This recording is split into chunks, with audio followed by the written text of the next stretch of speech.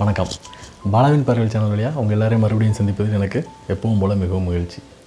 இன்றைக்கி நம்ம இந்த வீடியோவில் என்ன பார்க்க போகிறோம் அப்படின்னா, பொதுவாக ஸ்டாக் மார்க்கெட்டில் ஸ்டாக் எப்போ வாங்கணும் அப்படிங்கிறதுக்கு நிறைய வீடியோஸ் இருக்குது, நிறைய கைடன்ஸ் இருக்குது. ஆனால் எப்போ விற்கணும் அப்படிங்கிறதுக்கான கைடன்ஸ் ரொம்ப கம்மியாக தான் இருக்குது. இன்ஃபேக்ட் அதை கண்டுபிடிக்கிறதுமே கொஞ்சம் ட்ரிக்கியான விஷயம்தான். அது எல்லாராலும் சொல்லிவிட முடியாது. எனக்குமே அதில் அவ்வளோ பெரிய அனுபவம் கிடையாது. அப்புறம் என்னடா சொல்ல போகிற இந்த வீடியோலாங்கிறீங்களா? ஒருவேளை நீங்கள் ஸ்டாக்கை விற்கணும், எப்போ விற்கணும்னு தெரியாமல் இருந்தால் நான் சொல்லக்கூடிய சில விஷயங்கள் உங்களுக்கு பயனுள்ளதாக இருக்கலாம். வாங்க இன்றைக்கி வீடியோக்குள்ளே போய் என்னென்னு பார்க்கலாம்.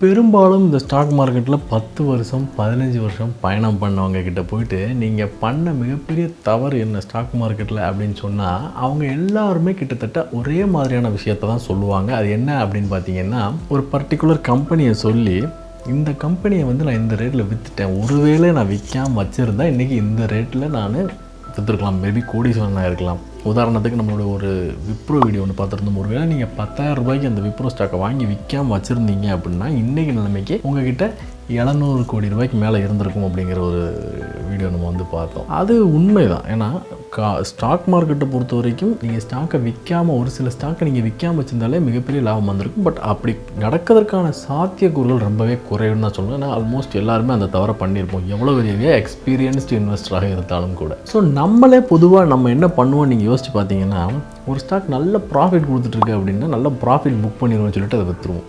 ஒரு ஸ்டாக் லாஸ் மேக்கிங் ஸ்டாக்காக இருக்குன்னா இது லாஸில் விற்கக்கூடாது, இது அட்லீஸ்ட் அதை டேலி பண்ணி 0 பண்ணியாவது நான் விற்கணும் அப்படின்னு நம்ம அந்த லாஸ் மேக்கிங் ஸ்டாக்கை வச்சுட்டே இருப்போம். இது ரெண்டுலேயுமே ஒரு ட்ரிக்கான விஷயம் என்னென்னா, ஒருவேளை இந்த ஸ்டாக் லாபமே கொடுத்துட்டு இருந்தாலும் இதை விற்காமல் வச்சுருக்கணும். அந்த நஷ்டம் கொடுத்து கொண்டு இருக்க ஸ்டாக் இனிமேல் லாபம் வராதுங்கிறத உறுதிப்படுத்தி கொண்டு விற்றுறணும். ஸோ இந்த கரெக்டான இந்த விஷயத்தை நம்ம ஃபாலோ பண்ணாலே வரக்கூடிய நஷ்டத்தில் முக்கால்வாசி நம்ம தப்பிச்சிடலாம். ஸோ முதல் விஷயம் என்ன அப்படின்னா, லாபம் வந்துட்டுருக்குங்கிற காரணத்தினாலே ஒரு ஸ்டாக் ப்ராஃபிட் புக் பண்ணுறதுக்காக விற்கக்கூடாது, நஷ்டம் வந்துட்டுருக்குங்கிறதுக்காகவே அந்த ஸ்டாக்கை வச்சுக்கிட்டே இருக்கக்கூடாது. இதுதான் முதல் விஷயம். ரெண்டாவது விஷயம் என்னென்னா, இந்த டிப்ஸ் மூலமாக ஸ்டாக் வாங்குறது, டிப்ஸ் மூலமாக ஸ்டாக்கை விற்கிறது. நமக்கு நிறைய மெசேஜஸ் வரும். ஒன்ஸ் நீங்கள் ஸ்டாக் மார்க்கெட்டில் டிமேட் அக்கௌண்ட் ஓப்பன் பண்ணிட்டாலே உங்களுக்கு ரெகுலராக இந்த எஸ்எம்எஸ் வர ஆரம்பிச்சிடும். ஸோ இந்த எஸ்எம்எஸில் என்ன வரும் அப்படின்னு பார்த்தீங்கன்னா, ஃப்ரீ ட்ரையல், ஒரு தடவை எங்களுடைய ஃப்ரீ ட்ரையலை நீங்கள் யூஸ் பண்ணி பாருங்கள், உங்களுக்கு கண்டிப்பாக நீங்கள் போடுற பணத்தை டபுள் ஆக்கி தர்றோம், நீங்கள் காசு எதுவும் கொடுக்க வேண்டாம், இலவசமாகவே நாங்கள் இந்த ஆலோசனையை தர்றோம், உங்களுக்கு நம்பிக்கை வந்ததுக்கப்புறம் காசு கொடுத்தால் போதும் அப்படின்னு சொல்லிட்டு சொல்லுவாங்க. இது கிட்டத்தட்ட சில நேரங்களில் நடக்கவும் செய்யும். அந்த ஆச்சரியம் உங்களுக்கே இருக்கலாம், எப்படி ஒரு தடவை 2 தடவை 3 தடவை கூட பார்த்திங்கன்னா அவங்க சொல்கிறது எக்ஸாக்டாக நடக்கும், நீங்களும் நல்ல லாபம் புக் பண்ணுவீங்க. பட் உண்மை என்னென்னா, அதுக்கு பின்னாடி ஒரு சின்ன கணக்கு தான் இருக்குது. அதாவது அவங்க என்ன பண்ணுவாங்க அப்படின்னா, ஒரு 1000 பேருக்கு இந்த எஸ்எம்எஸ் அனுப்புவாங்க. நீங்கள் இலவசமாக நாங்கள் ஒரு டிப்ஸ் தரோம், அதை நீங்கள் ஒரு நாள் ட்ரை பண்ணி பாருங்கள், உங்களுக்கு பிடிச்சிருந்தால் மட்டும் நீங்கள் அதுக்கு அடுத்து சப்ஸ்கிரைப் பண்ணால் போதும், அதாவது பணம் கொடுத்து சேர்ந்துக்கிட்டால் போதும், அது வரைக்கும் இலவசமாக இதை 3 தடவை முயற்சி பண்ணி பாருங்கன்னு ஒரு 1000 பேருக்கு சொல்லுவாங்க. அந்த 1000 பேரும் இலவசமாக முயற்சி பண்ண பார்க்க வந்துட்டாங்கன்னு வைங்களேன். ஒரு 500 பேர்கிட்ட ஒரு பர்டிகுலர் ஸ்டாக்கை சொல்லி, உதாரணத்துக்கு ஒரு டாட்டா வச்சுக்கோமே, டாட்டாவை சொல்லி இன்றைக்கி டாட்டா கீழே போகணும்னு ஒரு 500 பேர்கிட்டையும், இன்றைக்கி டாட்டா மேலே போகணும் ஒரு 500 பேர்கிட்டையும் சொல்லிடுவாங்க. கண்டிப்பாக மார்க்கெட் இதர் மேலே போகும் இல்லை கீழே போகும். இதுதான் மார்க்கெட்டோட நீதி. மேலே போயிடுச்சு, ஒருவேளை டாட்டா மேலே போயிடுச்சு அப்படின்னா அந்த மேலே போகும்னு சொன்ன 500 பேர் அவரை ஓரளவு நம்ப ஆரம்பிச்சிருவாங்க. அவர் தவறாக சொன்ன இந்த 500 பேர் அவரை விட்டு போயிடுவாங்க. ஸோ இப்போ 500 பேர் ஆகிட்டாங்க, அவர் சொன்னதும் அவங்களுக்கு நடந்துருச்சு. அடுத்தது என்ன சொல்லுவார் அப்படின்னா, இன்னொரு இலவசமாக உங்களுக்கு ஒரு டிப்ஸ் தரேன் அப்படின்னு சொல்லிட்டு 250 பேர்கிட்ட அதே டாட்டா கம்பெனி மேலே போகணும், 250 பேர்கிட்ட கீழே போகும்னு சொல்லுவார். ஸோ என்ன அப்படின்னு பார்த்தா அதே மாதிரி நடக்கும். மறுநாளும் அப்படி நடக்கும்பொழுது அந்த ஒரு 250 பேர் போயிடுவாங்க, இன்னொரு 250 பேருக்கு 2 நாள் தொடர்ச்சியாக லாபம் கிடச்சிருக்கும். ஸோ அவங்க கிட்டத்தட்ட ஒரு நம்ப ஆரம்பிச்சிருவாங்க. ஸோ 3ஆவது நாள் அதே மாதிரி வேற ஒரு கம்பெனியை சொல்லி 125 பேர்கிட்ட மேலேன்னு 125 பேர்கிட்ட கீழேன்னு சொல்லுவார். அதில் 125 பேருக்கு 3 நாள் தொடர்ச்சியாக அவரை சொன்னது நடந்துடும். இதுக்கு மேலே அவங்களுக்கு நம்பிக்கை வராமல் இருக்கிறதே அதிசயம் தான். ஏன்னா கிட்டத்தட்ட எல்லாருமே நம்பிடுவாங்க, ஏன்னா அவர் சொல்கிறதெல்லாம் எக்ஸாக்டாக நடக்குது அப்படின்னு. ஏன்னா அது இல்லாத மிச்சம் நிறைய பேர் வெளியே போனவங்களை பற்றி அவங்களுக்கு தெரியாது. ஸோ இந்த 125 பேர்ட்டு அடுத்து என்ன சொல்லுவார்னா, இதே மாதிரி நான் நிறைய டிப்ஸ் உங்களுக்கு ரெகுலராக தந்துகிட்டே இருப்பேன், ஸோ நீங்கள் எனக்கு வருஷத்துக்கு 50,000 கொடுங்க, 1 லட்சம் கொடுங்க அப்படிங்கிறத கம்பெனியோட கெப்பாசிட்டி பொறுத்து உங்களோட கெப்பாசிட்டி பொறுத்து உங்கள்கிட்ட ஒரு சார்ஜ் பண்ணி வாங்கியிருப்பார். ஸோ அதுக்கடுத்து அவர் சொல்கிறதெல்லாம் நடக்குமா அப்படின்னா, இதுக்கு முன்னாடி நடந்த மாதிரி லக்கில் நடந்தால் தான் உண்டு. ஸோ டிப்ஸ் மூலமாக கிடைக்கக்கூடிய லாபமும் நஷ்டமும் இப்படி தான் வருது.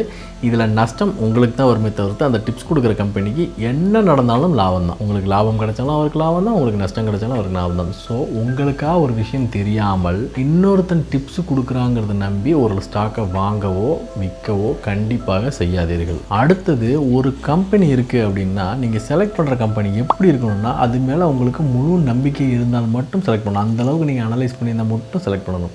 அந்தளவுக்கு அனலைஸ் பண்ணியே சில நேரங்களில் தப்பாக போகிறதுக்கு வாய்ப்பு இருக்குது. நான் சொன்ன மாதிரி நம்ம அன்கண்ட்ரோல்டு ரிஸ்க்குன்னு இருக்கு இல்லையா, அதன் மூலமாக தப்பாக போகிறதுக்கு வாய்ப்பு இருக்குது. But most of the time நீங்கள் செலக்ட் பண்ணுற கம்பெனி உங்களுக்கு முழு நம்பிக்கை தரதா இருக்கணும். அதாவது இந்த கம்பெனியில் நான் துணிஞ்சு இறங்க வேண்டாம், என்கிட்ட இருக்க கடைசி சொட்டு பைசா இருக்கிற வரைக்கும் அந்த கம்பெனியில் போடுவேன் அப்படிங்கிற நம்பிக்கை உங்களுக்கு ஒரு கம்பெனி ஒரு வேளை தந்தால் அந்த கம்பெனியில் நீங்கள் இன்வெஸ்ட் பண்ணலாம். பட் அந்த நம்பிக்கை குருட்டுத்தனமாக வரக்கூடாது. அந்த கம்பெனி நல்லா அனலைஸ் பண்ணி அதை பற்றி இன்டெப்த்தாக நீங்கள் படிச்சிருக்கணும். அந்த ஒரு கம்பெனி இதை நம்பி நான் என்ன வேணால் செய்வேன் அப்படின்னு உங்களுக்கு ஒரு கம்பெனி தோணுச்சுன்னா அந்த கம்பெனியை வாங்கி நீங்கள் ஹோல்டு பண்ணணும். ஸோ அதை விற்கக்கூடாது. சரிங்களா? ஸோ இந்த மாதிரியான ஒருத்தர் டிப்ஸ் கொடுக்கறதுனாலேயே விற்கக்கூடாது. இன்னொன்று, ஒரு கம்பெனி நல்ல ப்ராஃபிட் வருதுங்கிறதுனாலேயே விற்கக்கூடாது. இன்னொன்று, ஒரு கம்பெனியை பற்றி உங்களுக்கு நன்றாக தெரிஞ்சிருந்து இந்த கம்பெனியில் முழு நம்பிக்கை இருக்குன்னு தோணுச்சுன்னா அதையும் விற்கக்கூடாது. அடுத்தது வந்து எதனால் விற்கக்கூடாதுன்னு பார்த்தீங்கன்னா, ஒரு சில கம்பெனிஸ் இருக்கும். இந்த கம்பெனிஸ் வந்து பார்த்திங்கன்னா நமக்கு நல்லாவே தெரியும் இது ஒரு 10 வருஷத்தில் நல்ல ஃபியூச்சர் இருக்குன்னு. கிட்டத்தட்ட இந்த எலக்ட்ரிக்கல் கார் மேக்கிங் கம்பெனிஸ் வச்சுக்கலாமா, 10 வருஷத்தில் இதுக்கு நல்ல ஃபியூச்சர் இருக்குன்னு. பட் நியர்பை 2-3 வருஷத்துக்கு இதில் பெரிய ஃபியூச்சர் ஒன்றும் கிடையாது. பட் இப்போ ஸ்டே இன்வெஸ்டடாக இருந்தால் கண்டிப்பாக நமக்கு ஒரு நல்ல லாபம் வரும்னு நமக்கு தெரியும். ஸோ அந்த மாதிரி இருக்கக்கூடிய சிச்சுவேஷனில் உங்களுக்கு ஒருவேளை 2 வருஷம் 3 வருஷத்தில் பணம் தேவைப்படும் அப்படின்னா நீங்கள் அந்த ஸ்டாக்கை வாங்காமல் இருக்கிறது நல்லது. ஏன்னா அது ஒருவேளை டவுனில் போயிட்டு கூட நல்லா பீக் போகலாம். ஸோ ஒருவேளை உங்களுக்கு பணம் 10 வருஷத்துக்கு தேவையில்லை அப்படின்னு நினைக்கிற பணத்தை நீங்கள் அதில் இன்வெஸ்ட் பண்ணி வச்சுருந்து அந்த ஸ்டாக் 10 வருஷத்தில் உங்களுக்கு கண்டிப்பாக லாபம் தரும்ங்கிற நம்பிக்கை இருக்கும்பொழுது அதையும் விற்காமல் வச்சுருக்கிறது நல்லது. அதாவது உங்களுடைய டைம் ஹரிசான், அதாவது எவ்வளவு நாள் நீங்கள் இந்த பணம் உங்களுக்கு தேவைப்படுது. இதை நான் திரும்ப பல வீடியோஸில் சொல்லியிருக்கேன். ஸ்டாக் மார்க்கெட்டை பொறுத்த வரைக்கும் ரொம்ப குறைஞ்ச டயத்தில் உங்களுக்கு தேவைப்படக்கூடிய பணத்தை அதில் இன்வெஸ்ட் பண்ணக்கூடாது. ஸோ ஓவர் த பீரியட் 10 வருஷம் அது வளரப்போகுது அப்படின்னா அந்த 10 வருஷம் அது வளர்கிறதுக்கு டைம் கொடுக்கணும். அந்த விதை போட்டு முளைச்சி வர டயத்தில் அதை வெட்டிட்டு போகக்கூடாது. ஸோ நீங்கள் போட்டு அதை டவுன் ஆகி திரும்ப அது வந்து பீக்கு போகிற அந்த பாயிண்டில் வந்து நீங்கள் அதை சேல் பண்ணிட்டு போகக்கூடாது. ஸோ அந்த கம்பெனி நல்லா அனலைஸ் பண்ணி அதில் லாங் ஹரிசான் நீங்கள் வந்து இருக்கணும். உங்கள் டைம் ஹரிசான் லாங்காக இருக்கணும். 10 வருஷம் இன்வெஸ்ட் பண்ணி வச்சுருந்தா எனக்கு நல்ல லாபம் வரும்னா 10 வருஷத்துக்கு முன்னாடி அதை விற்கக்கூடாது. இந்த 4 காரணிகள் நீங்கள் இதெல்லாம் விற்காமல் இருந்தாலே போதும். ஸோ வீடியோட ஸ்டார்டிங்கில் ஒரு ஸ்டாக் எப்போல்லாம் விற்கலாம் அப்படின்னு சொல்ல போகிறேன்னு சொல்லிட்டு 4 பாயிண்ட் எப்போல்லாம் விற்கக்கூடாதுன்னு சொல்லியிருக்கேன் அப்படின்னு உங்களுக்கு தோணலாம். இந்த 4 பாயிண்ட்டை தவிர்த்து மிச்சம் எல்லா பாயிண்ட்டுமே நீங்கள் விற்கலாம். சிம்பிள். ஸோ இந்த 4 காரணங்களுக்காக நீங்கள் விற்கக்கூடாது ஸ்டாக்கை. சரிங்களா? ஸோ இந்த வீடியோ உங்களுக்கு பிடிச்சிருந்தா நீங்கள் பாலாவின் பார்வையில் சேனலை ஃபாலோ பண்ணுறவராக இருந்தால் உங்கள் ஃப்ரெண்ட்ஸையும் சப்ஸ்கிரைப் பண்ண சொல்லுங்கள். ஒருவேளை நீங்கள் நம்ம சேனலுக்கு புதுசாக இருந்தால் சப்ஸ்கிரைப் பண்ணி இந்த பெல் ஐக்கானையும் அழுத்தி விடுங்க. மீண்டும் ஒரு சூப்பரான வீடியோ உங்களை வந்து சந்திக்கும் உங்களிடமிருந்து விடைபெறுவது உங்கள் பாலா.